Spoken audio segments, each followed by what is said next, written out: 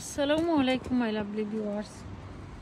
দেখো আমি আজকে আরেকটা কদু খাটলাম। ও দেখো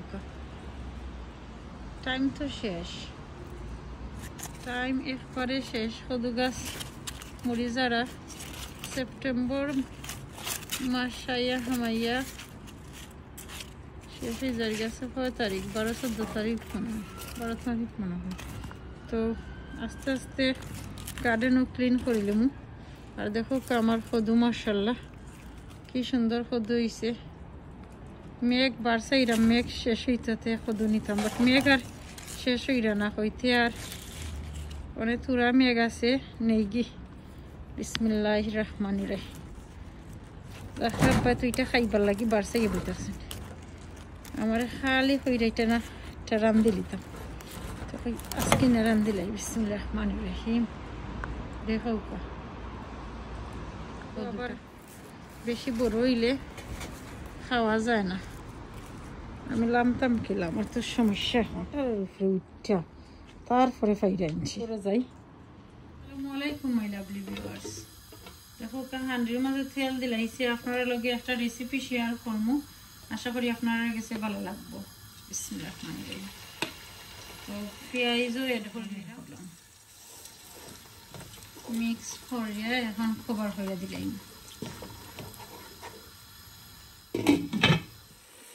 মশলা পেঁয়াজ আর তেলও আমি খুব ভালো করে কষাইছি, মানে পেঁয়াজের একটা গন্ধ, যে গন্ধটা যাই বগিয়া কি একটু বেশি হইরা কুক করলে। এখন মরিচ দিলাইলাম, তো মরিচ একটু কদুর মাঝে কমও দিলাম, মানে মরিচ কম দিলে ভালো হয়। মিক্স করে দিলাম।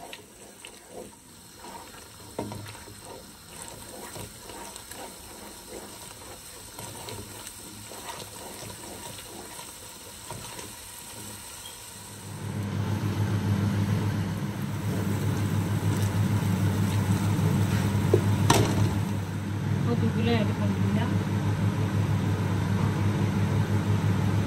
রাস্তাকে কদু যে ফাইলে আনছি, কদুটার সাথে সাথে আমি রান্না করে দিলাম। একটা ভালো লাগা কাজ করে আমার, নিজের গার্ডেনের কদু বলে কথা।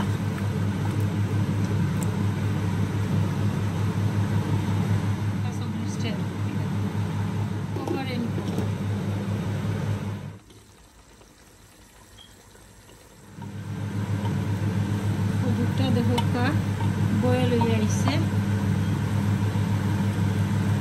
আগে থাকি ইলিশ মাছ ওইল ফ্রাই করে রাখছি, এখন ইলিশ মাছটা এড করে নেব। এখন আমি কদু যাতে ভাঙে না, হালকা হাতে মাছটারে একটু নিচে দিয়ে কি তৈরি।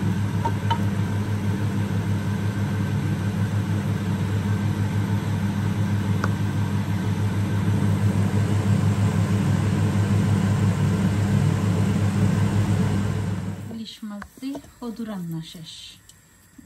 আমার গার্ডেনের বাহার পাতাটা এটা কিরকম লাগলো? গার্ডেনের ভেজিটেবল খেয়ে খাইতে বেশি পছন্দ করেন, কমন বক্সে মানে জানাইবা। আর বাহার পাতা আমি মনে করি কদুর তরকারিতে একটু বেশি দিলে ভালো হয়। লুক মাইয়া আমি কারি। ভালো থাকুক, সুস্থ থাকুক। আসসালামু আলাইকুম, আল্লাহ হাফিজ।